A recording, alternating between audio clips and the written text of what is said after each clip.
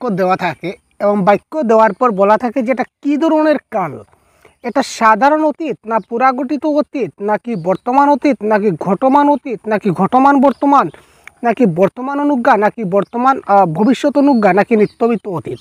তো টোটাল আমাদের এখানে দেখুন সাধারণ অতীত, সাধারণ বর্তমান, সাধারণ ভবিষ্যৎ, পুরাগঠিত অতীত, পুরাগঠিত বর্তমান, পুরাগঠিত ভবিষ্যৎ, ঘটমান অতীত, ঘটমান বর্তমান, ঘটমান ভবিষ্যৎ, তারপর বর্তমান অনুজ্ঞা, আরেকটা আছে ভবিষ্যৎ অনুজ্ঞা, আরেকটা আছে নিত্যবিত্ত অতীত। এই টোটাল 12 প্রকারের ক্রিয়ার কাল আমাদের আছে। তো পরীক্ষায় যখনই আমাদের প্রশ্ন আসে তখন আমরা কিন্তু কনফিউশন হয়ে যাই যে আনসারটা কী হবে। তো আজকের ক্লাসে আমি পুরো ডিটেলস আপনাদের সঙ্গে অ্যানালাইজ করতে চলেছি, যেখানে আপনারা প্রশ্ন দেখা মাত্র আপনারা কারেক্ট আনসার 100% সলভ করতে পারবেন। মাত্র একটি মাত্র ট্রিক, আমি আপনাদের একটি মাত্র ট্রিক দেবো, যে ট্রিকের মাধ্যমে আপনারা 100% গ্যারেন্টি এখান থেকে যে কোনো ধরনের একটি প্রশ্ন যে কোনো বাক্য থেকে আপনারা সলভ করতে পারবেন। তো চলুন দেরি না করে আমরা প্রথমে জেনে যাই। তো তার আগে আমাদের 4টা ওয়ার্ড সম্পর্কে জানতে হবে, ঠিক আছে? 4টা ওয়ার্ড আপনারা একটু মাথায় রাখবেন। একটা হচ্ছে ইয়া, একটা হচ্ছে ইতে, একটা হচ্ছে ইল, একটা হচ্ছে ইব, ঠিক আছে? এই 4টা শব্দ যদি আপনারা মনে রাখতে পারেন তাহলে আপনাদের এই 12 প্রকারের যে ক্রিয়ার কাল রয়েছিল, এই 12 প্রকারের ক্রিয়ার কাল কিন্তু খতম, ঠিক আছে? যে কোনো প্রশ্ন থাকলে 100% করতে পারবেন। তার জন্য আমাদের কি করতে হবে, আমাদের এই 4টা ওয়ার্ড মনে রাখতে হবে। কি কি? ইয়া, ইতে, ইল এবং ইব, ঠিক আছে? প্রথমে ভিডিওটা ভালো করে দেখুন, তারপর আপনারা 100% গ্যারেন্টি বুঝতে পারবেন। চলুন এবার আমরা একটু উদাহরণ দিয়ে আপনাদেরকে আমরা জিনিসটা বুঝিয়ে দেওয়ার চেষ্টা করি। ছেলেরা খেলছিল, একটা বাক্য দেওয়া আছে, যেমন ছেলেরা খেলছিল যদি দেওয়া থাকে, তো এটা আমাদের কোন কাল আমাদের প্রশ্ন আসছে। তো তার আগে একটা কথা জেনে রাখি, আপনারা সবসময় কি করবেন, চলিত ভাষাকে সাধু ভাষায় ট্রান্সফার করবেন, ঠিক আছে? সবসময় আমরা চলিত ভাষাকে আমরা কি করব, সাধু ভাষায় ট্রান্সফার করব। সাধু ভাষায় পরিবর্তন করার পর আপনারা করবেন, তখন আপনাদের সহজ হবে। তো চলিত থেকে কি করে সাধুতে ট্রান্সফার করা হয় যদি জানা না থাকে, তো আমার চ্যানেলে দেওয়া আছে 2 মিনিটের একটা ভিডিও, দেখে নিলে কাজ খতম। মাত্র 2 থেকে 3 মিনিটের একটা ভিডিও আমি চলিত থেকে কি করে সাধু করা যায় সেটা আমি বলে দিয়েছি, সেটা দেখে নেবেন, কাজ খতম। তো দেখুন ছেলেরা খেলছিল, এটাকে যদি আমি সাধু ভাষায় পরিণত করি তাহলে হবে কি, ছেলেরা খেলিতে ছিল, ঠিক আছে? খেলছিল থেকে কি হয়ে গেল, খেলিতে ছিল। খেলছিল মানে কি, খেলিতে ছিল। তো সাধু ভাষায় পরিণত খেলিতে ছিল। এবার এটাকে আমি ভাঙবো, খেলিতে ছিল আমি ভাঙবো, তাহলে কি হবে, খেল যুগ ইতে যুগ আচ্ছ যুগ ইল যুগ ও। বা আমি এইভাবে ভাঙতে পারি, খেলিতে ছিল, খেল ইতে, খেলিতে, খেলিতেকে যদি ভাঙি তাহলে কি হবে, খেল ইতে আর ছিল ও। বুঝা গেল? খেল ইতে ছিল ও, অর্থাৎ খেলিতে ছিল যদি ভাঙি তাহলে কি হবে, খেল ইতে, খেল ইতে, খেল, দেখুন খেলিতে, খেলিতে, খেল ইতে, দেখুন খেল ইতে রয়েছে, খেল ইতে, ঠিক আছে? তারপর ছিল, ছিলটার ছিল আর ল দিয়ে দিলাম, বা ইল বা ও দিয়ে দিলাম, ঠিক আছে? আচ্ছা এবার দেখি, যদি ইল, যদি আমাদের কি বলেছিলাম, যদি আমাদের ইতে আছে, এখানে কি আছে দেখুন ইতে আছে, মনে রাখবেন যদি আমরা ভাঙার পর যদি ইতে পাই, ইতে যখন পাই তখন হবে আমাদের ঘটমান। একটা কথা, যদি আমরা ইতে পাই তখন হচ্ছে ঘটমান। স্যার এবার ইতে পেলে ঘটমান হবে সেটা আমরা বুঝলাম, কিন্তু সেটা ঘটমান অতীত হবে, ঘটমান বর্তমান হবে নাকি ভবিষ্যৎ হবে? ঘটমান তো 3 প্রকার, একটা হচ্ছে ঘটমান অতীত, ঘটমান বর্তমান আর ঘটমান ভবিষ্যৎ। তো এবার কি হবে, এবার দেখুন আমরা ইতে যখনই একটা বাক্যে ভাঙার পর যখন আমরা ইতে পাবো, ক্রিয়াপদকে ভাঙার পর যখন আমরা ইতে পাবো, তখন মনে রাখবেন ইতে যখনই পাবো তখন সেটা ঘটমান 100% কনফার্ম। এবার ঘটমানের কোনটা, যদি ইল পাই তাহলে অতীত, আর যদি ইব পাই তাহলে ভবিষ্যৎ। আবার ক্লিয়ার করুন, যদি ইল থাকে তাহলে কী হবে, অতীত, আর যদি ইব থাকে তাহলে ভবিষ্যৎ, আর যদি ইল এবং এব কোনোটাই না থাকে তাহলে কি, বর্তমান। ঠিক আছে, ক্লিয়ার? এতটুকু ক্লিয়ার? এবার দেখি ইতে ছিল, এই দেখুন ইতে ছিল, খেলিতে ছিল মানে ইলো, এই যে ইতে আর ইলো, ইলো আছে, তো ইতের পিছনে আমরা কি পেলাম, ইল পেলাম, ঠিক আছে? খেলিতে ছিল, ছিল ইলো, ছিল ইলো, তো এখানে ইতেও আছে আবার ইলেও আছে, তার মানে ইতে আছে তার মানে বুঝলাম ঘটমান, আর ইলো আছে তার মানে কি, অতীত। ইতে থাকলে কী হবে, অতীত। সুতরাং এই যে ছেলেরা খেলিতেছিল, এটা কি হলো, এটা আমাদের হয়ে গেল কি ঘটমান অতীত। ঠিক আছে, আরও উদাহরণ দিই আমরা। ঠিক আছে, যদি আমরা ইয়া দেখতে পাই, ইয়া আরেকটা উদাহরণ এখানে ছিল, সম্ভবত এখানে আমরা সেভ হয়নি। আচ্ছা, ছেলেরা খেলিয়াছিল, আরেকটা আমরা যদি দেখি তাহলে দেখুন ছেলেরা খেলিয়াছিল, যদি বলি এখানে আমি লিখি খেলিয়াছিল,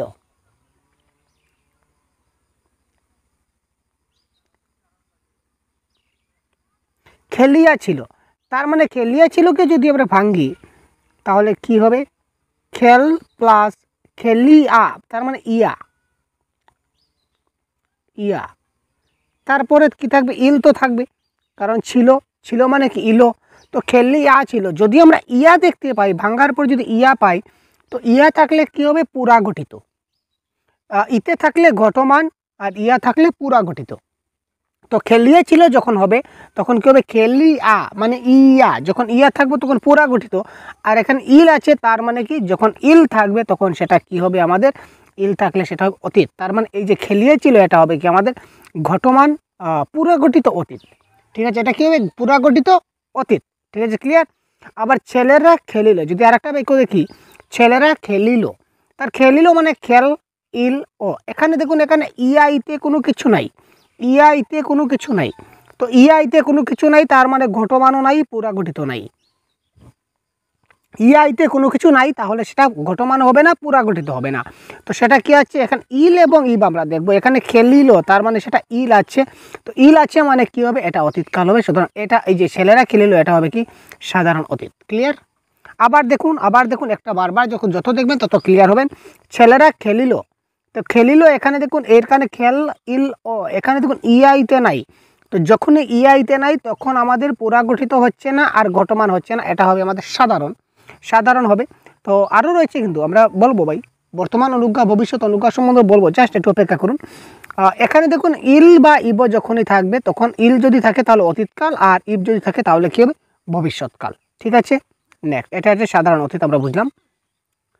এবার দেখুন, যেমন আমি খেয়েছি, যদি আমি খেয়েছি, তো খেয়েছি মানে কি, এটা হচ্ছে চলিত ভাষা, আমি সেটাকে সবসময় বলছি যে আমি সাধু ভাষায় কনভার্ট করব। যখন সাধু ভাষায় কনভার্ট করব তখন কি আমি খাইয়াছি, কী হবে, আমি খাইয়াছি, তো তার মানে খাইয়াছি, এখানে দেখুন ইয়া আছে, তার মানে যেহেতু ইয়া আছে, তো ইয়া থাকলে কি হয়, পুরা গঠিত, ইয়া থাকলে কি হবে, পুরা গঠিত হবে। আর এখানে ইয়ার পরে আমার ইল ইব এই ধরনের কোনো কিছু আছে, ইয়ার পরে আমাদের ইল ইব কিছু আছে, কিছু নাই, ইলও নাই ইবও নাই, তার মানে সেটা ইলও নাই, তার মানে সেটা অতীত নয়, আর ইব নয় মানে সেটা ভবিষ্যৎ নয়। সুতরাং এটা হবে কি পুরা গঠিত বর্তমান। ক্লিয়ার। দেখুন আমি খাইয়াছি, তার মানে ইয়া আছে, তো ইয়া আছে মানে পুরা গঠিত আছে।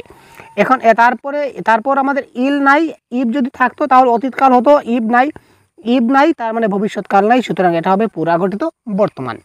আমি খেয়েছি বা আমি খাইয়াছি, এটা কি হচ্ছে আমাদের পুরা গঠিত বর্তমানকাল হবে। ঠিক আছে, ক্লিয়ার। আবার দেখুন আমি খাইতে থাকিব, একটা বাক্য যদি থাকে আমি খাইতে থাকিব, তো দেখুন খাইতে থাকিব তাকে যদি আমরা ভাঙ্গি তাহলে খাইতে আর থাকিব মানে ইব, তো খাইতে থাকিব, এখানে ইতে আছে, ঠিক আছে, ইতে রয়েছে, তো যদি ইতে থাকে তাহলে কি হচ্ছে, ঘটমান হচ্ছে, তার মানে এই দুইটা আমরা কেটে দিই, এটা কি হবে ঘটমান, এটা কেটে দিলাম, এটা আমাদের ঘটমান হচ্ছে। ঠিক আছে, ইতে থাকলে আমাদের কী হবে, ঘটমান, তো ঘটমান হলো। আবার এখানে ইবো আছে, তো আমরা ইবো থাকলে কী হবে, আগে বলেছিলাম ইব থাকলে কী হবে, ভবিষ্যৎ, তো তার মানে এটা কী হবে, এটা হবে আমাদের ঘটমান ভবিষ্যৎকাল। ঠিক আছে, আমি খাইতে থাকিব, এটা হচ্ছে কি ঘটমান ভবিষ্যৎকাল। তো আরেকটা কাল আছে, এটা আমরা একটু দেখি, আরেকটা আছে দুইটা, দেখুন বর্তমান অনুজ্ঞা এবং ভবিষ্যৎ অনুজ্ঞা। বর্তমান অনুজ্ঞা এবং ভবিষ্যৎ অনুজ্ঞা দুটা কাল আছে, এটা উদাহরণ দিয়ে আমরা বুঝি। দেখুন এমন কিছু বাক্য আছে যে বাক্যগুলো আমাদের এই যে ইয়া ইতে ইল ইব এই চারটা ছাড়া, ইয়া ইতে ইল ইব সাধারণত থাকবে না, ইয়াও থাকবে না, ইতেও থাকবে না, ইলও থাকবে না, ইবও থাকবে না, তো এই ধরনের নর্মাল বাক্য থাকবে। তো নর্মাল বাক্য হয়তো বা সাধারণ বাক্য হবে, যেমন সাধারণ অতীত হবে, সাধারণ বর্তমান হবে, সাধারণ ভবিষ্যৎ হবে, নতুবা হবে কি বর্তমান অনুজ্ঞা কিংবা ভবিষ্যৎ অনুজ্ঞা। তো এবার আমরা বাক্যটা দেখে আমাদের বুঝতে হবে, যেমন যদি তুমি যাও, অর্থাৎ যদি কোনো বাক্যের মধ্যে আদেশ, উপদেশ, অনুরোধ, এই ধরনের প্রার্থনা, এই ধরনের কোনো কিছু বোঝায় তখন সেটা হবে অনুজ্ঞা। যদি কোনো বাক্যের মধ্যে আমাদের আদেশ, উপদেশ, অনুরোধ বোঝায় তখন সেটা হবে অনুজ্ঞা। তো সেটাও কিন্তু বর্তমান অনুজ্ঞা, ভবিষ্যৎ অনুজ্ঞা, সেটাও দুই প্রকার। যেমন সেখানে যাও, সেখানে যাও এটা বর্তমানকালে বলা হয়েছে সেখানে যাও, অর্থাৎ সেটা বর্তমান অনুজ্ঞা। আপনি সত্তর প্রস্থান করুন, আপনি এক্ষুনি এখান থেকে যান, তার মানে এটা আপনাকে আদেশ করা হচ্ছে যে আপনি এখনই যান, আদেশ করা হচ্ছে, তার মানে সেটা বর্তমানকালে বলা হচ্ছে বর্তমান অনুজ্ঞা। চুরটাকে এখনই ধরো, চুরটাকে এখনই ধরো, তার মানে এখনই কাজটা করো, সুতরাং বর্তমানকাল। এখনই ধরো মানে একটা আদেশ বাক্য বোঝাচ্ছি, সুতরাং সেটা কী হবে? বর্তমান অনুজ্ঞা। আচ্ছা, এবার ভবিষ্যৎ অনুজ্ঞাটা কী স্যার? দেখুন, দয়া করে একবার আসবেন, দয়া করে একবার আসবেন, রিকোয়েস্ট করা হচ্ছে, কিন্তু অনুরোধ করা হচ্ছে, দয়া করে আপনি একবার আসবেন, অর্থাৎ রিকোয়েস্ট করা হচ্ছে আপনাকে যে আপনি একবার আসবেন। ঠিক আছে, দয়া করে একবার আপনি কী করবেন? আসবেন। তো রিকোয়েস্ট করা হচ্ছে একবার আপনি দয়া করে একবার আসবেন। ঠিক আছে, অর্থাৎ ভবিষ্যৎকালের জন্য বলা হচ্ছে যে একবার আসবেন, সুতরাং এটা হবে কি? অনুরোধ করা হচ্ছে ভবিষ্যৎকালে, সুতরাং এটা হবে কি? ভবিষ্যৎ অনুজ্ঞা। তুমি কাল অবশ্যই স্কুলে যাবে। ঠিক আছে, এটা একটা আদেশমূলক বাক্য, ভবিষ্যৎকালের জন্য করা হয়েছে। অর্থাৎ যদি এই চিঠির উত্তর দিও, কবে দিও আমি জানি না, এই চিঠির উত্তর দিও, তোমাকে বলা হয়েছে, তোমাকে অনুরোধ করা হচ্ছে যে এই চিঠির উত্তরটা তুমি দিও, তার মানে কবে দিও সেটা বলা হয়নি, সেটা ভবিষ্যৎকালে তুমি দিও। তো এই ধরনের যদি আদেশ, উপদেশ, অনুরোধ যদি আমরা ভবিষ্যৎকালের জন্য বুঝি তখন সেটা ভবিষ্যৎ অনুজ্ঞা, আর যদি বর্তমান কালের জন্য বুঝি তখন সেটা হবে কি? বর্তমান অনুজ্ঞা। ক্লিয়ার? লাস্ট যেটা আমরা দেখব, এটা দেখুন নিত্যবিত্ত অতীত, আরেকটা আমাদের অতীতকাল রয়েছিল নিত্যবিত্ত অতীত। তো সেই নিত্যবিত্ত অতীত মানে আমরা কি বুঝি? একটা সিম্পল একটা জিনিস মনে রাখুন, অতীতকালে যে কাজটা আমি প্রায় করতাম, জাস্ট ফর এক্সাম্পল, অতীতকালে যে কাজটা আমি প্রায় সম্পূর্ণ করতাম তাকে বলা হয় নিত্যবিত্ত অতীত। জাস্ট একটু মনে রাখুন, অতীতকালে যে কাজটা আমি প্রায় করতাম, যেমন আমি স্কুলে পড়াতাম, আমি স্কুলে পড়াতাম মানে আমি স্কুলে প্রায় পড়াতাম, আগে পড়াতাম, অতীতকালে পড়াতাম, দ্যাট ইজ কল্ড নিত্যবিত্ত অতীত। আমি গঙ্গার তীরে স্নান করতাম, আমি প্রত্যহ সকালবেলা হাঁটিতাম, আমি প্রত্যহ সকালবেলা বাগানে যাইতাম, অর্থাৎ আমি রেগুলার বেসিসে অতীতকালে কোনো একটা কাজ কন্টিনিউয়াস ফর্মে আমি করতাম, দ্যাট ইজ কল্ড নিত্যবৃত্ত অতীত। ঠিক আছে, যেমন আমরা নদী তীরে ভ্রমণ করিতাম, আমরা নদী তীরে ভ্রমণ করতাম মানে আমরা অতীতকালে প্রায় সময় নদী তীরে ভ্রমণ করতাম। ঠিক আছে, আমরা বাগানে বসতাম, মানে অতীতকালে বসতাম মানে একদিন তো আর বসিনি, কয়েকদিন বসেছি, বা রেগুলার আমরা বসতাম, তো অতীতকালে কাজটা আমরা প্রায়ই করতাম, দ্যাট ইজ কল কি? নিত্যবৃত্ত অতীত। এই ছিল আমাদের আজকের শর্ট ট্রিক্স।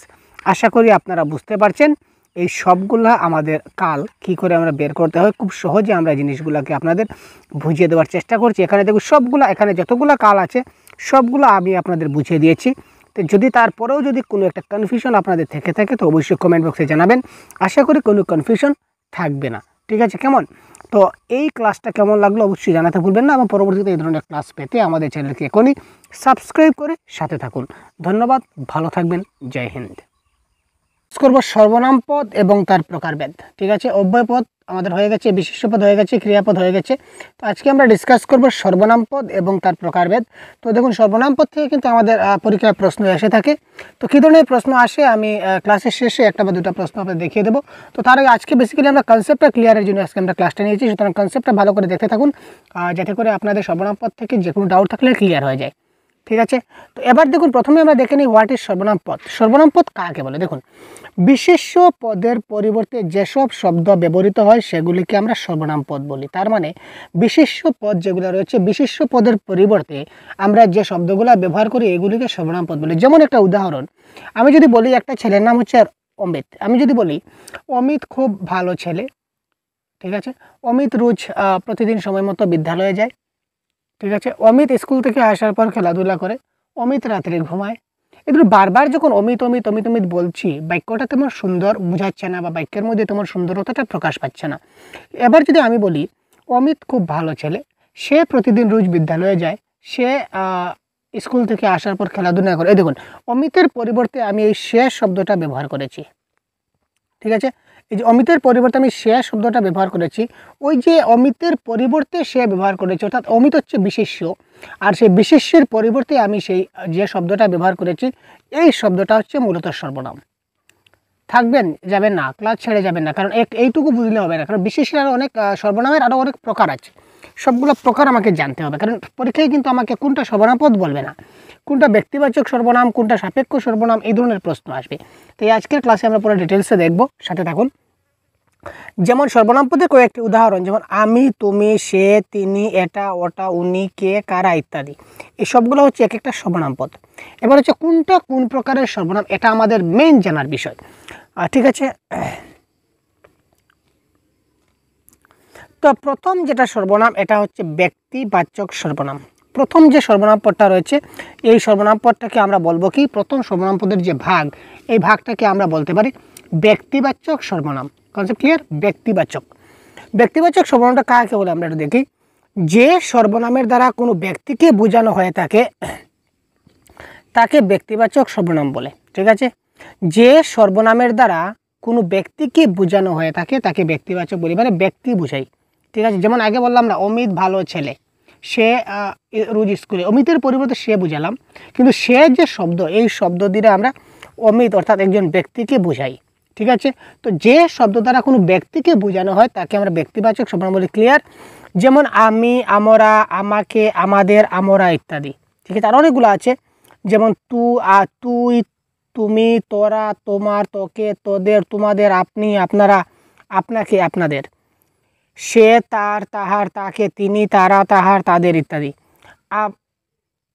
তিনি, আপনি এগুলা সম্মানীয় ব্যক্তির পরিবর্তে বসে। ঠিক আছে না, তিনি, আপনি এইগুলা কি সম্মানীয় ব্যক্তির পরিবর্তে বসছে। তুই, তোর, তোকে ইত্যাদি সর্বনামগুলা তুচ্ছ বা কোনো অন্তরঙ্গ বন্ধুর বা অন্তরঙ্গ ব্যক্তির বিপরীতে বসে, সেটা আমরা জানি। আর অন্তরঙ্গ বন্ধু থাকলে আমরা তুই তুকার করে কথা বলি, এবং সম্মানিত ব্যক্তি থাকলে তুমি বা আপনি বলে কথা বলি। ঠিক আছে, তব, মম, মর, মদের এইগুলা সর্বনাম কবিতার ক্ষেত্রে ব্যবহৃত হয়। ঠিক আছে, তো এই যতগুলো শব্দ আমরা এখানে দেখলাম, আমি আবার ডিসকাস করছি। এই যতগুলো শব্দ এখানে দেখুন, আমি দিয়ে একজন ব্যক্তিকে বোঝানো হয়েছে, মানে আমাকে বোঝানো হচ্ছে। আমরা দিয়েও কিন্তু ব্যক্তিকে বোঝানো হচ্ছে। আমাকে দিয়েও কোনো একজন ব্যক্তিকে বোঝানো হচ্ছে, মানে আমাকে বোঝানো হচ্ছে। আমাদের মানে আমরা সবাই, মানে আমরা এক একজন ব্যক্তি। মরা মানে কি আমরা, একই কথা। বা তুই, তুমি মানে আপনাকে বোঝানো হয়েছে। অর্থাৎ এই যতগুলো শব্দ এই শব্দগুলো দিয়ে কিন্তু একজন ব্যক্তিকে বোঝানো হয়েছে। তো যে শব্দ দ্বারা কোনো ব্যক্তিকে বোঝানো হবে তাকে আমরা সহজ ভাষায় বলতে পারি এটা হচ্ছে কি আমাদের ব্যক্তিবাচক সর্বনাম। ঠিক আছে ভাই, তারপর দেখে নেওয়া যাক। যেমন দেখুন আমরা বাড়ি যাচ্ছি, এখানে যদি বলে আমরা বাড়ি যাচ্ছি, এটা কোন ধরনের সর্বনাম? পরীক্ষা প্রশ্ন এই ধরনের আসবে। আমরা বাড়ি যাচ্ছি এই বাক্যটিতে কি ধরনের সর্বনাম পদ ব্যবহার হয়েছে? চারটা অপশন দিয়ে দেবে, আপনাকে বাঁচতে হবে কোনটা। ঠিক আছে কনসেপ্ট। তো আমরা শব্দ দিয়ে আমরা দিয়ে কি, আমরা বলতে কি আমরা কোনো ব্যক্তিকে বোঝানো হয়েছে। তো আমরা কারা? আমরা হচ্ছে এক একজন ব্যক্তি, তো ব্যক্তিকে বোঝানো হয়েছে, সুতরাং এটা হচ্ছে ব্যক্তিবাচক সর্বনাম। আমি গেলে তোমার সঙ্গে দেখা হবে, তো আমি একজন ব্যক্তি, তোমার বলতে এটাও একটা সর্বনাম। তো এই দুটাই কি এক একটা ব্যক্তিবাচক সর্বনাম। সে বইটার কথা জানে, এখানে সে বলতে কোনো একজন ব্যক্তির কথা বোঝানো হয়েছে, সুতরাং এটা ব্যক্তিবাচক সর্বনাম। তিনি সজ্জন ব্যক্তি, তিনি মানে গুরুজন আদেশ করে বোঝানো হয়েছে, তিনি সজ্জন ব্যক্তি, এই তিনি হচ্ছে কি ব্যক্তিবাচক সর্বনাম। ক্লিয়ার? ব্যক্তিবাচক সর্বনাম ক্লিয়ার হয়েছে। এবার দেখি নির্দেশক সর্বনাম। নির্দেশ, যে সর্বনাম কোনো ব্যক্তি বা বস্তুকে নির্দেশ করে তাকে নির্দেশক সর্বনাম বলে। ঠিক আছে, আগে বলেছিলাম যে সর্বনামটা কোনো ব্যক্তিকে ইঙ্গিত করছে, ডাইরেক্ট সরাসরি কোনো ব্যক্তিকে বোঝায়, তাকে আমরা বোঝাচ্ছি ব্যক্তিবাচক সর্বনাম। আর যে সর্বনাম কোনো ব্যক্তি বা বস্তুকে নির্দেশ করে, ডাইরেক্ট ব্যক্তি বা বস্তু বোঝাচ্ছে না। ঠিক আছে, এই শব্দগুলোকে বা এই সর্বনামগুলোকে আমরা বলতে পারি এগুলো হচ্ছে নির্দেশক সর্বনাম। যেমন কিভাবে? এরা, ইহা, ইহারা, এই, ইনি, এটা, এগুলি। ঠিক আছে, সামীপ্য বাচক সর্বনাম, এই যে এরা, ইহা, ইহারা, ইনি, এটা, এগুলি হচ্ছে সামীপ্যবাচক নির্দেশক। সামীপ্য মানে কাছের ব্যক্তি বা বস্তুকে নির্দেশ করে। সামীপ্যবাচক হচ্ছে কি কাছের ব্যক্তি বা বস্তুকে নির্দেশ করে। তো সামীপ্যবাচক নির্দেশক মানে কি কোনো নির্দেশ বোঝাচ্ছে।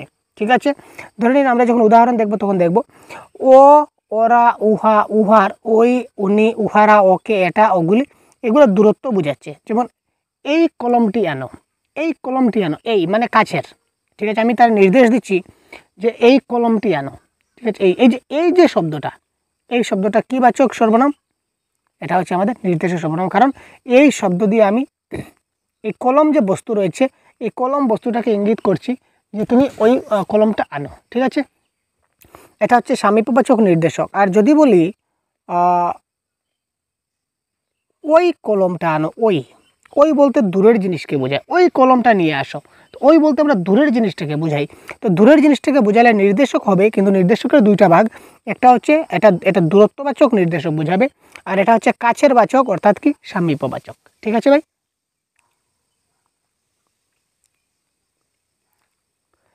এরা আজই এখানে এসছে। এই যে এরা, এরা বলতে ওই যে ব্যক্তিগুলাকে কিন্তু নির্দেশ করছে।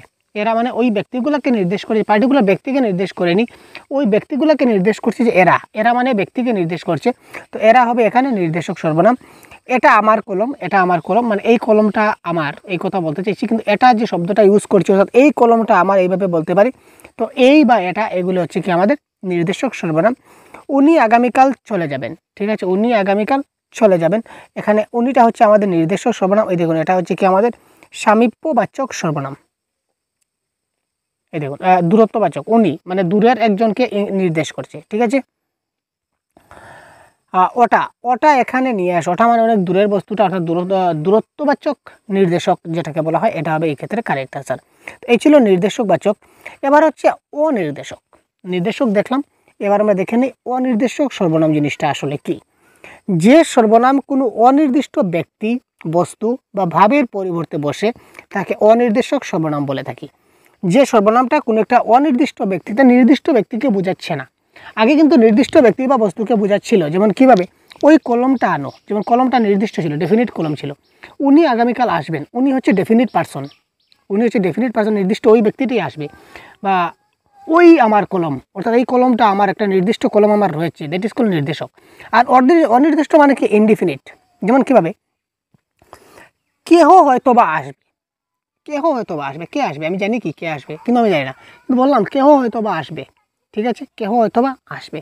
ঠিক আছে, যে কেহ, কেউ, যে কেউ, আর কেউ, কেউ কেউ, কিছু, কিছু কিছু, কোনো কিছু, যা কিছু, যে কোনো, অমুক ইত্যাদি, এগুলো হচ্ছে কি অনির্দেশক শব্দ। বুঝতে পারবেন? আর শব্দ দেখলে কিন্তু বুঝতে পারবেন, একটু ভালো করে বুঝতে পারুন।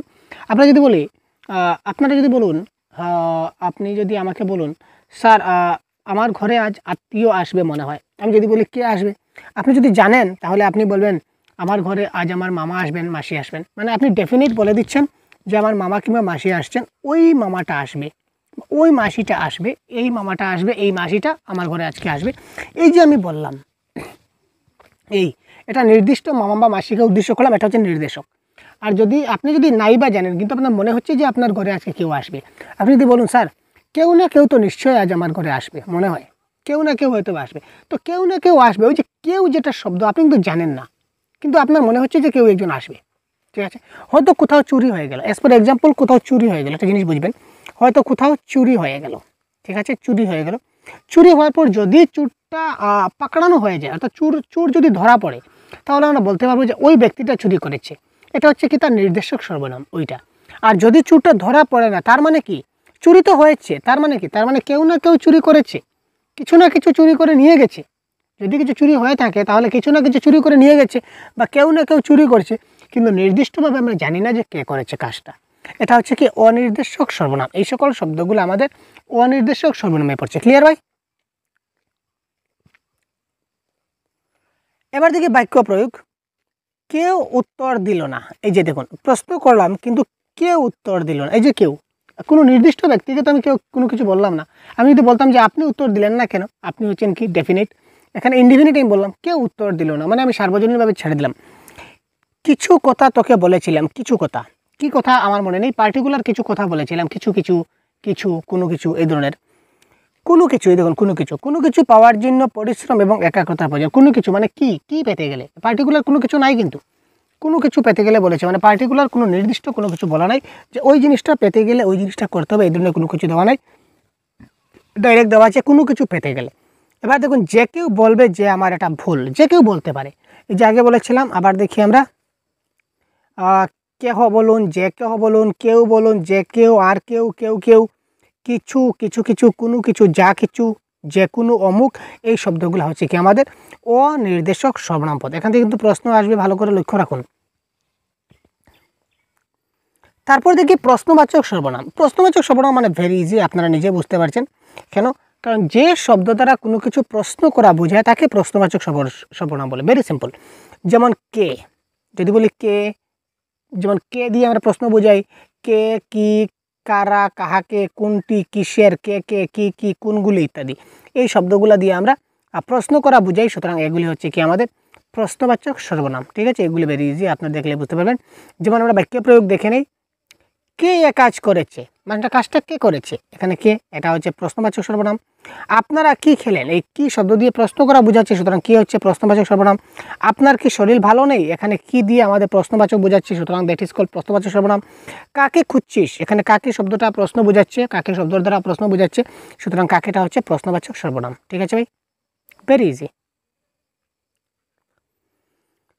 এবার প্রশ্নবাচক সর্বনাম ছেলেদের মধ্যে কে কে শ্রেণীকক্ষে উপস্থিত ছিল, আচ্ছা এটা হয়ে গেল। তারপর দেখি, এবার দেখুন আত্মবাচক সর্বনাম। আত্মবাচক যে সর্বনামের মধ্যে নিজস্ব ভাবটি প্রবল থাকে, অর্থাৎ যে সর্বনামে কারো সাহায্য না নেওয়ার ভাবটি বিশেষ জোরের সঙ্গে বোঝানো হয় তাকে আত্মবাচক সর্বনাম বলে। মানে যে কাজটা আমি নিজে করতে পারি, আমি স্বয়ং মানে বুঝতে পারছেন তো, আত্ম মানে আমি নিজে, সেলফ। আত্ম মানে কি, সেলফ, মানে স্বয়ং আমি নিজে করতে পারি, অর্থাৎ ডাইরেক্ট আমাকে বোঝাচ্ছে। এই আমাকে যে বোঝায়, আমাকে বোঝানোর জন্য যে শব্দটা আমরা ইউজ করতে পারি, এই শব্দটা হচ্ছে কি, অর্থাৎ নিজেরই আইডেন্টিফাই করার জন্য যে শব্দগুলো আমরা ব্যবহার করতে পারি, এগুলো হচ্ছে আত্মবাচক সর্বনাম। ফর এক্সাম্পল, যেমন নিজে, নিজে, আমি নিজে কাজ করতে পারি, দ্যাট ইজ কল্ড আত্মবাচক। যেমন নিজেই কাজটা করে নেব, স্বয়ং কাজটা করে নেব। ঠিক আছে, আপনি, আপনি কাজটা হয়ে যাবে, মানে অটোমেটিক আমি কাজটা করবই, আপন কাজটা করবে, আপনারে, নিজেকে, নিজেরে ইত্যাদি। ঠিক আছে, তো এখানে আপনারা মনে হতে পারে যে আপনি বলতে অন্য কাউকে বোঝানো হয়েছে।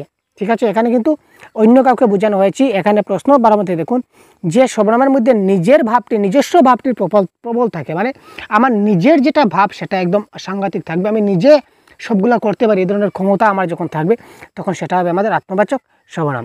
যদি আপনাদের যদি সমস্যা হয় তাহলে আপনি আপনার এইগুলা একটু কেটে দিন, এবার ঠিক আছে তো, এবার ঠিক আছে।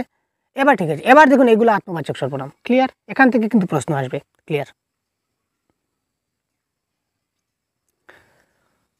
যেমন দেখুন, বিমলবাবু স্বয়ং বিষয়টা বুঝেছেন, এখানে স্বয়ং এটা কি একটা আত্মবাচক সর্বনাম, কারণ স্বয়ং শব্দ দ্বারা আমার নিজেকে বোঝানো হচ্ছে। আমি নিজে সে কথা সকলকে জানিয়েছি, মানে কি হচ্ছে, আমি নিজে সকলকে সকলকে জানিয়েছি, মানে আমি নিজে জানিয়েছি, মানে আমি নিজে কাজটা করেছি। সুতরাং নিজে মানে কি, আত্মবাচক। নিজে মানে সেলফ মানে আত্ম মানে আত্মবাচক। ক্লিয়ার? দেখুন, আপনারে বড় বলে বড় সেই নয়। দেখুন, আপনারা যে বলেছিলাম কেটেছিলাম, কিন্তু কেন কেটেছিলাম এবার আপনারা বুঝবেন। আপনারে বড় বলে বড় সেই নয় মানে কি, মানে আমি নিজের উপর নিজে জোর দিচ্ছি যে আমি নিজে যদি আমি নিজেকে বড় বলি তাহলে কিন্তু আমি বড় নই। ঠিক আছে, এখানে আপনারে বলতে এখানে অন্য কাউকে বোঝানো হচ্ছে না, আমি নিজেকে বলছি যে আপনারে বড় বলে বড় সেই নয়, অর্থাৎ নিজেরে যদি আমি নিজে বড় বলি তাহলে আমি কি বড় হব না, অন্য কেউ যদি আমাকে বড় বলে তাহলে আমি বড় হব। সুতরাং এখানে এই অর্থে আপনারাটি আত্মবাচক সর্বনাম। রাজা আপনি চললেন শিকারে, এই যে আপনি, এখানে আপনি দেখুন, এখানে আপনি আমি কেটেছিলাম, কিন্তু কেটেছিলাম বোঝানোর জন্য। এবার দেখুন আপনারা ক্লিয়ার হবেন, আপনি কিন্তু থাকবে, কাটবে না। কেন থাকবে? দেখুন, রাজা আপনি চললেন শিকারে, তার মানে কি, রাজা নিজে শিকারে গেলেন, এই কথাটা বোঝাচ্ছে। আপনি বলতে এখানে আপনাকে নয়, অন্য কাউকে নয়, নিজেকে বোঝানো হচ্ছে। রাজা আপনি চললেন শিকারে, অর্থাৎ রাজা নিজে শিকারে চললেন। এই জিনিসগুলো একটু ক্লিয়ার হবেন, নাহলে কিন্তু সমস্যা হয়ে যাবে। বাক্যটা একটু ভালো করে বুঝবেন। ক্লান্ত পথিক আশ্রয় পেয়ে নিজেকে ধন্য মনে করলো। এই ক্লান্ত একজন পথিক ছিল, সে কী করলো, অনেক দূর কষ্ট করতে করতে গেল, তারপর সে একটা আশ্রয় পেল। আশ্রয় পাওয়ার পর সে কী করলো, তার নিজেকে সে ধন্য মনে করলো। এখানে নিজেকে হচ্ছে কি আমার আত্মবাচক সর্বনাম। ঠিক আছে, ক্লিয়ার? এবার দেখুন সমষ্টিবাচক বা সাকল্যবাচক। সমষ্টিবাচকের আরেকটা নাম আমরা বলতে পারি সাকল্যবাচক সর্বনাম। ঠিক আছে, আপনারা বলবেন স্যার কতগুলো ভাগ? অনেকগুলো ভাগ আছে, সাথে থাকুন, আমরা দেখি কতগুলো ভাগ। এবার বলবো না, বললে আপনাদের ইন্টারেস্টটা কমে যাবে। আপনারা দেখতে থাকুন শেষ পর্যন্ত কতটা ভাগ হতে পারে। সমষ্টিবাচক বা সাকল্যবাচক সর্বনাম। ঠিক আছে ভাই, যে সর্বনাম, আচ্ছা সমষ্টি মানে কি, হোয়াট ইজ সমষ্টি? সমষ্টি মানে বুঝতে পারছেন প্লাস, মানে কোনো কিছু একসঙ্গে মিলিত হয়ে, অর্থাৎ সবাই একসঙ্গে যখন মিলিত হবো তখন না সমষ্টি হবো, সবাই একসঙ্গে। তো এই সমষ্টিবাচকের আরেকটা নাম কিন্তু সাকল্যবাচক, সেটা মাথায় রাখবেন। সমষ্টি যে সর্বনাম সমষ্টিবাচক ব্যক্তি বস্তু বা ভাবের পরিবর্তে প্রয়োগ করা হয় তাকে সমষ্টিবাচক বলা হয়। যেমন সব, সব বলতে আমরা কি বুঝি, যে আমরা সবাই মিলে কাজ করব, সবাই মানে সব কিছু। সকল, উভয়, সবাই, সর্ব, সকলেই, সবার, সবাই, সব কিছু, সবে, এই শব্দগুলো হচ্ছে আমাদের কি সমষ্টিবাচক শব্দ বা সাকল্যবাচক শব্দ। গতিকে এইগুলাকে আমরা কি বলতে পারি, এগুলো হচ্ছে একটা সমষ্টিবাচক সর্বনাম বা সাকল্যবাচক সর্বনাম। এবার আমরা উদাহরণ দেখি কয়েকটা। উভয় পক্ষে বিষয়টা মেনে নিল, উভয় পক্ষ মানে কি সবাই, দুই পক্ষ ছিল হয়তো বা দুই পক্ষ বিষয়টা মেনেছিল, অর্থাৎ সমষ্টিবাচক হয়েছে। এই উভয়টা হচ্ছে আমাদের সাকল্যবাচক সর্বনাম বা সমষ্টিবাচক সর্বনাম। সবাই কাল আমাদের বাড়ি এসেছিল, এই যে সবাই এসেছিল, সবাই মানে সব বোঝাচ্ছে, সুতরাং এটা সাকল্যবাচক। সকলের তরে সকলে, অর্থাৎ সকলে মিলেমিশে আমরা কাজ করব। সকলের তলে সকলে, আমরা প্রত্যেকে আমরা পরের তরে, অর্থাৎ এখানে সবাই মিলে, সকল যেটা শব্দ, সকল বলতে আমাকে কিন্তু একলা বোঝাচ্ছে না, আমাকে একা বোঝাচ্ছে না, আমরা সবাই একসঙ্গে মিলিত হয়ে বোঝাচ্ছে, সুতরাং এটা হবে কি আমাদের সমষ্টিবাচক সর্বনাম। সবে মিলে করি কাজ, হারি জিতি না হিলাজ, অর্থাৎ এখানে সবে রয়েছে, এই সবে মিলে কাজ করব, এই সবে হচ্ছে কি আমাদের এখানে সমষ্টিবাচক বা সাকল্যবাচক সর্বনাম। ক্লিয়ার?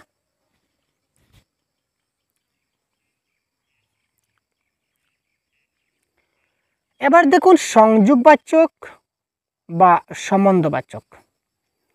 যে সর্বনাম পদের দ্বারা দুই বা তার বেশি ব্যক্তির বা বস্তুর মধ্যে সংযোগ বোঝানো হয় তাকে সংযোগবাচক সর্বনাম বলে। মানে যে শব্দ বা যে সর্বনাম পদের দ্বারা দুই বা তার বেশি ব্যক্তি বা বস্তুর মধ্যে কানেক্টেড বোঝাবে, সংযোগ বোঝাবে, তাকে আমরা সংযোগবাচক বা সম্বন্ধবাচক বোঝাবো। যেমন দেখুন, এমন কেউ নাই যিনি সুখী হতে চান না।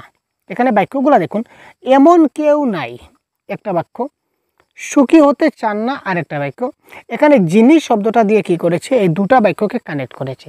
সুতরাং এই যিনি শব্দটা দিয়ে যেহেতু দুটা বাক্যকে কানেক্ট করেছে, তাই এই ক্ষেত্রে এই যিনিটা হচ্ছে আমাদের সংযোগবাচক বা সম্বন্ধবাচক সর্বনাম। এই সেই লোক একটা বাক্য, তুমি খুঁজছ আরেকটা বাক্য। এখানে দেখুন, এই যাকে শব্দ দিয়ে, এই যাকে নামক শব্দ দিয়ে আমরা এই দুটা বাক্যকে একসঙ্গে কানেক্ট করেছি। এই সেই লোক যাকে তুমি খুঁজছ, তো এই সেই লোক একটা বাক্য, তুমি খুঁজছ আরেকটা বাক্য। যাকে শব্দ দিয়ে এই দুটো বাক্যকে আমরা কানেক্ট করেছি। তো যে শব্দ দিয়ে আমরা দুই বাক্য, ঠিক আছে, বা দুই ব্যক্তি, দুই বস্তু বা দুই বাক্যকে আমরা কি করতে পারি, কানেক্ট করতে পারি, তাকে আমরা কি বলবো, সংযোগবাচক বা সম্বন্ধবাচক সর্বনাম। এবার দেখুন সাপেক্ষ সর্বনাম বা নিত্য সম্বন্ধী সর্বনাম। সাপেক্ষ সর্বনামের আরেকটা নাম হচ্ছে নিত্য সম্বন্ধী সর্বনাম। তো সাপেক্ষী সর্বনাম মানে কি, একটা জিনিস খুব, এটা আপনারা জটিল বাক্য, বাংলায় যে জটিল বাক্য রয়েছে, তো জটিল বাক্য যখন আপনারা করবেন, সরল বাক্য, জটিল বাক্য, যৌগিক বাক্য আপনাদের পরীক্ষায় প্রশ্ন আসবে। তো জটিল বাক্যের সময় দেখবেন কিছু কিছু জটিল বাক্য করতে সময় কিছু রিলেটিভ ওয়ার্ড থাকে। যেমন যে সে, যা তা, যাহা তাহা, যিনি তিনি, যার তার, যাহারা তাহারা, যখন তখন, যে সে, এই শব্দগুলো কিন্তু ব্যবহার হয়। যেমন যখন আমরা কি হলো, একটা বাক্য কী হলো, একটা বাক্য কী হলো বলুন না, একটা বাক্য হলো, যখন আমি বাড়ি থেকে বেরোলাম তখন বৃষ্টি পড়া শুরু হলো, যখন তখন রয়েছে, ঠিক আছে। যাহারা পরিশ্রম করে তাহারাই জীবনে ফল লাভ করে, যাহারা তাহারা রয়েছে। অর্থাৎ একটার সঙ্গে আরেকটা কানেক্টেড ওয়ার্ড, দুইটা শব্দ সবসময় থাকবে, ঠিক আছে। এই ধরনের মানে রিলেটিভ ওয়ার্ড, একটার সঙ্গে আরেকটা কানেক্টিভিটি থাকবেই। তো এই ধরনের শব্দ যখন থাকবে, এই শব্দগুলো হচ্ছে কি আমাদের, এই সর্বনামগুলো হচ্ছে সাপেক্ষ সর্বনাম। উদাহরণ সঙ্গে দিলে আপনারা ক্লিয়ার বুঝবেন। দেখুন, যাহা 52 তাহা 53, এখানে যাহা তাহা রয়েছে। যে অল্পে সন্তুষ্ট সে আনন্দ থাকে, এখানে যে সে রয়েছে। এই যে সে দুটা কিন্তু সাপেক্ষ সর্বনাম। যার ব্যবহার ভালো তার সব ভালো, এখানে যার তার রয়েছে। জীব দিয়েছেন যিনি, আহার দিবেন তিনি, এখানে যিনি তিনি রয়েছে। এই শব্দগুলো হচ্ছে এই যে কানেক্টেড। এখানে দেখুন যাহা তাহা, যে সে, যার তার, যিনি তিনি, এগুলো হচ্ছে সাপেক্ষ সর্বনাম, ঠিক আছে।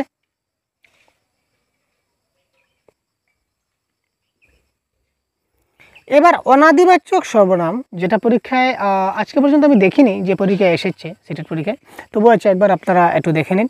বাকিগুলো কিন্তু আসে, এই 8 প্রকার থেকে আসে, একটা না একটা কোনো না কোনো আসে প্রত্যেক পরীক্ষায়, কিন্তু অনাদিবাচক আসেনি, তবু একবার দেখে নিন।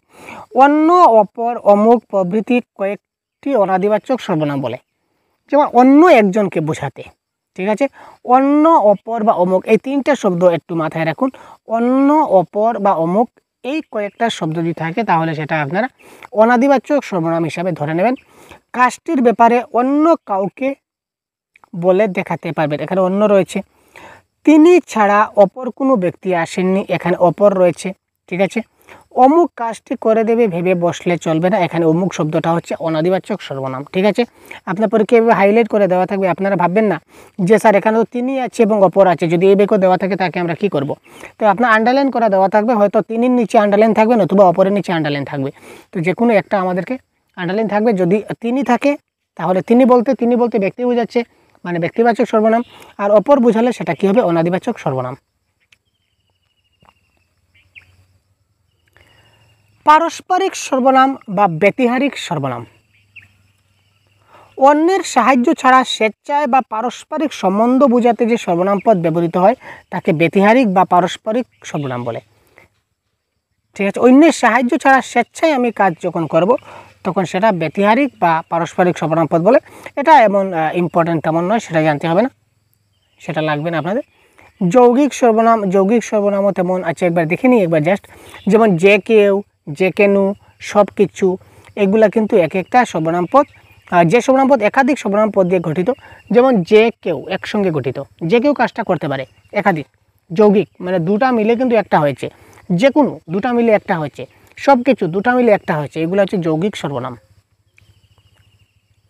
আচ্ছা, এবার দেখুন দুটা প্রশ্ন রয়েছে আমাদের সম্মুখে, এই দুটা প্রশ্নের আনসার কি হবে। তো এই দুটার প্রশ্নের আনসার কিন্তু আমি দিচ্ছি না ভাই, এই দুটা প্রশ্নের আনসার আপনারা আমাকে কমেন্ট বক্সে জানাবেন অথবা হোয়াটসঅ্যাপ গ্রুপে আপনারা জানাবেন কারেক্ট আনসার কি হতে পারে। ঠিক আছে, আপনারা এটা ভাবুন। আমি স্বয়ং সেখানে উপস্থিত ছিলাম। এখানে স্বয়ং এই শব্দটা এটা কি জাতীয় সর্বনাম? আত্মবাচক, সমষ্টিবাচক, সংযোগবাচক নাকি নির্দেশক সর্বনাম? 1 নম্বরের আনসার কি আপনারা অবশ্যই আপনাদের হোয়াটসঅ্যাপ গ্রুপে জানাবেন, নতুবা আপনারা ভিডিওর কমেন্টে জানাবেন। ঠিক আছে। 2 নম্বর, যিনি বিদ্বান তিনি সর্বত্র পূজিত হন। যিনি বিদ্বান তিনি সর্বত্র পূজিত হন। এখানে যিনি তিনি রয়েছে, এই যিনি তিনি এই যে যিনি তিনি এটা কি ধরনের বিশেষণ, কি ধরনের সর্বনাম, বারবার বিশেষণ বলছি। তো নির্দেশক সর্বনাম, ব্যক্তিবাচক, আত্মবাচক নাকি সাপেক্ষ সর্বনাম? তো 1 নম্বর এবং 2 নম্বর প্রশ্নের উত্তর কি হতে পারে আপনারা একটু আমাদের জানাবেন। ঠিক আছে। তো সেই সঙ্গে আমরা আজকের ক্লাস থেকে এই সর্বনাম পদের ক্লাস থেকে বিদায় নিচ্ছি। তারপরেও যদি সর্বনাম পদের ভাগগুলা সম্বন্ধে যদি আপনাদের কোনো ডাউট থেকে থাকে, যদি কোনো সমস্যা থাকে, তো আপনারা কমেন্ট বক্সে আমাদের জানাবেন। আমরা অবশ্যই দেখে নেব আপনাদের কোথায় কী সমস্যা রয়েছে। আশা করি কোনো সমস্যা থাকার কথা নয়, যদিও থাকে তবুও আপনারা পরবর্তী সময় জানাবেন। তো পরবর্তী অন্য একটা ক্লাস খুব শীঘ্রই আপনাদের সামনে উপস্থাপন করব। ধন্যবাদ, ভালো থাকবেন, জয় হিন্দ।